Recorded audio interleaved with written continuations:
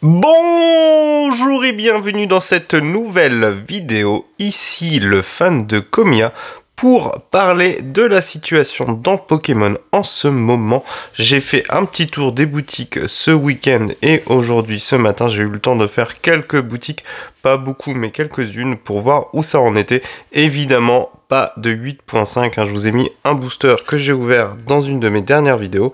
Là, j'ai plus d'items scellés 8.5, j'ai ouvert tout ce que j'avais acheté et pour l'instant, j'ai pas réussi à mettre la main dessus. Il y a des précos, il y a des drops sur internet, mais évidemment, c'est très compliqué de les avoir. Si vous y arrivez, eh bien, bravo à vous. Moi, je n'ai pas réussi.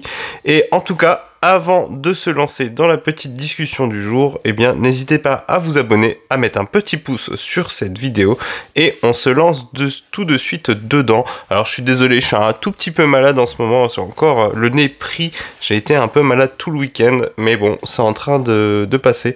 Mais c'est pour ça que j'ai la voix un peu bizarre aujourd'hui. Voilà, c'est comme ça. Et on fait avec, c'est la période en ce moment, tout le monde est un tout petit peu malade. Du coup, j'ai fait un petit tour chez Smith Toys et je n'ai pas dérogé à ma règle, c'est-à-dire que je vous donne des conseils et je les applique. Je me suis repris un petit art set de EV7, vous voyez, très joli avec les 4 Pokémon. Tous les 4 sont Terra cristallisé, Terra stellaire sur les art sets, sur les boosters. Il y en avait pas mal. Je pense que c'est un réassort. Il y a dû avoir des cases qui ont été ouvertes, sûrement soit au niveau de Smith Toys, au niveau de la direction, soit dans le magasin, ça a été retrouvé. Mais bon, je pense que ce qui est le plus probable, c'est que au niveau de Smith Toys, on a ressorti quelques stocks.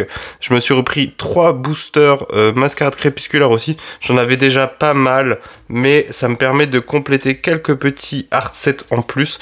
J'ai pas repris Sinitcha en anglais, je crois. Oui, Effroyable en français, pardon. Déjà parce que voilà, le booster est affreux, déjà pour commencer, mais aussi parce que j'en avais déjà pas mal, si je me trompe pas. Donc sur EV6, je crois que j'en suis à 3 art set peut-être. EV7, ça m'a fait un deuxième. Je pense que peut-être j'irai en chercher encore un tout petit peu dans les semaines à venir.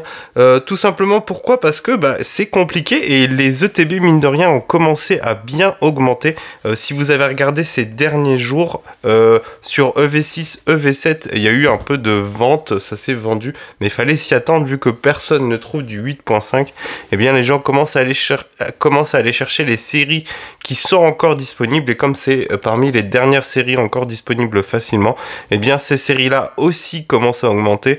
J'ai vu notamment donc des ETB passer à 65 € chez la Ligue du Jeu. Elles me sont passées sous le nez. J'ai hésité longuement avant de les prendre et elles me sont passées sous le nez.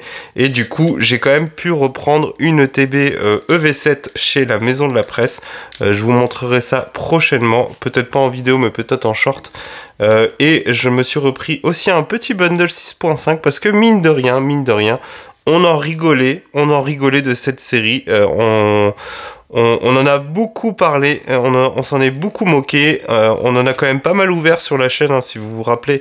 J'avais ouvert tous les coffrets Scalperer, Hipporoi, Amphinobi. Moi j'avais vraiment fait, j'avais joué le jeu, j'avais acheté du 6.5 à la sortie au plus cher, au moment où c'était prix retail, donc c'était pas donné. Et donc j'ai repris un bundle parce que mine de rien, même 6.5 ça risque de prendre en valeur. Alors évidemment on n'est pas comme sur les autres séries à au-dessus du prix retail, puisque 6.5 était passé sous le prix retail depuis quelques mois. Les magasins ont beaucoup de mal à écouler 6.5, mais en magasin on commence à en voir de moins en moins. Alors est-ce que ça a été mis de côté pour les soldes d'été et les magasins commencent à réfléchir, commencent à préparer du coup des offres à venir dans les semaines, dans les mois à venir pour écouler les stocks, ou alors est-ce que c'est vraiment parti? Ça c'est une bonne question, mais en tout cas n'hésitez pas, toujours pareil, je vous l'ai dit, au niveau des investissements, si on a un petit budget comme moi, puisque du coup à côté je collectionne, donc je peux pas mettre tout mon argent dans des displays, qui évidemment est l'item royal, je le rappelle, mais bon, vous le savez à force. Les blisters, j'en ai repris, voilà, vous le savez, je vous les ai montrés. J'ai repris aussi des blisters EV2 hein, il y a pas longtemps.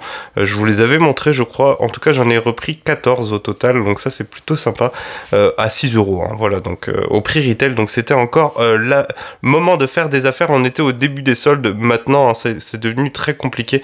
Tout ce qui est blister sur EV4, EV5, EV6, EV7, ça va commencer à être compliqué d'en trouver. Les ETB, c'est pareil. J'ai refait le plein. J'ai pris donc une deuxième ETB EV6 et une deuxième ETB EV7 dans ce mois de janvier. Et je vous ferai le bilan, je pense, à la fin du mois, donc dans quelques jours, peut-être cette semaine ou sinon la semaine prochaine.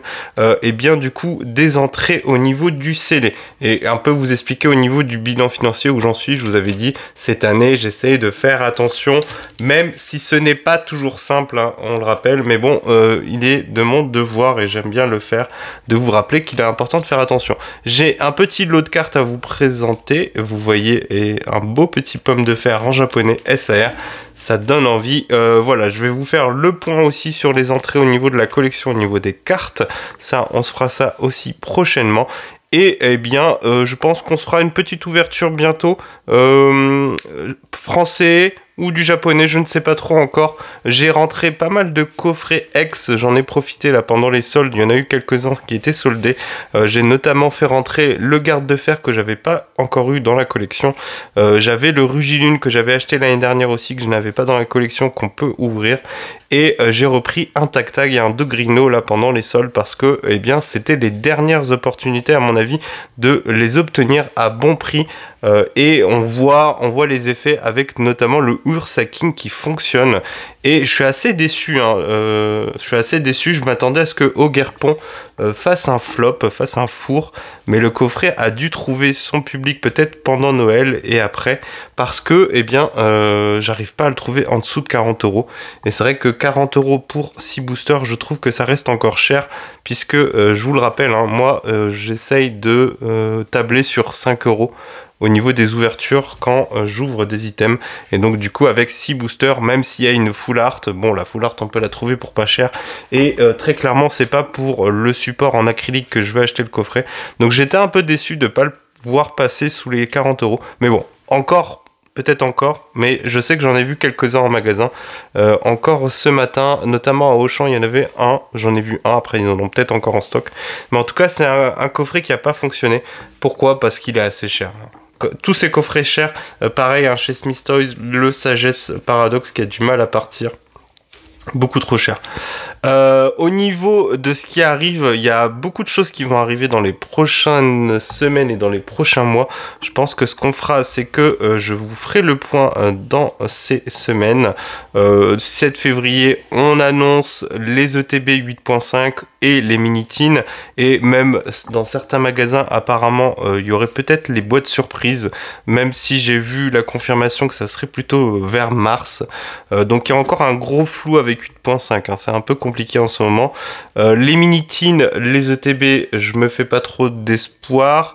Le 7 février, a priori, je pense que je vais rester au chaud. Tant pis pour les ETB et les mini-teens. Voilà, je vous ai déjà expliqué dans de précédentes vidéos.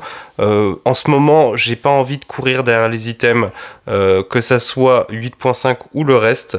Pareil, EV9, les gens se ruent sur les précommandes, grand bien leur face. De mon côté, j'attends patiemment, ça viendra. Voilà, et peut-être que les choses se seront calmées d'ici là. Et si elles ne se seront pas calmées, eh bien tant pis, on n'aura pas de EV9. J'irai quand même, je pense, acheter quelques boosters. Je pense que ça, j'arriverai quand même à les avoir fin mars. Et oui, fin mars, hein, c'est seulement fin mars. C'est fou. Et il y a quelques petits items qui ont été annoncés, des coffrets Dracofeu, des coffrets Ampibidou. J'aurai l'occasion de vous en reparler, mais c'est pas des items que j'achèterai, je pense. Le coffret Ampibidou, il va être cher avec... il y a une sorte de support en acrylique, enfin bref, vous pouvez aller voir sur Pokécardex, je vous mettrai le lien si vous voulez en description. Mais quoi qu'il en soit, il y a plein de choses qui vont arriver. Il y a les Pokébox qui ont été annoncés avec Xerneas, Dialga et Kyogre, si je ne me trompe pas, dans lesquels il devrait y avoir du EV8. Donc c'est des Pokébox qui risquent de fonctionner, qui risquent de partir assez vite. Et il y a un duo pack qui arrive prochainement avec normalement encore du EB et les cartes Holo Cosmo des Adorami. Donc ça pareil, on surveillera et on ira en prendre un ou deux, surtout pour les promos, hein, parce que je vous avais déjà montré, je collectionne les promos et les promos, enfin les cartes en Cosmo Holo, puisque là du coup ce seront les illustrations normalement, hein, parce qu'elles ont été rééditées dans 8.5, mais a priori ça sera les cartes de Fable Nébuleuse, mais en version Cosmo Holo pour les Adorami. Voilà, je pense que c'est tout pour cette vidéo. On se retrouve cette semaine pour faire le point sur mon année 2025, donc le mois de janvier. Je vais vous présenter les entrées au niveau des cartes, mes projets à venir pour la suite donc de l'année, et du coup on fera un petit bilan de mes achats et de mes ventes sur ce mois de janvier pour voir comment on se situe par rapport aux objectifs qu'on s'était donné. Voilà, je vous rappelle, hein, pour rappel, le budget, j'ai essayé de me fixer cette année environ 200 € par mois. Spoiler alerte, ce mois-ci c'est mort, mais bon, on va essayer de faire en sorte qu'au mois de février je rentre à nouveau dans les clous, enfin je rentre dans les clous cette fois-ci et pas comme ce mois-ci. Bon, après il y a eu un contexte, hein, évidemment on va pas le rappeler, mais c'est vrai qu'en ce moment c'est un peu compliqué de trouver des items, donc bon courage si vous cherchez encore des items.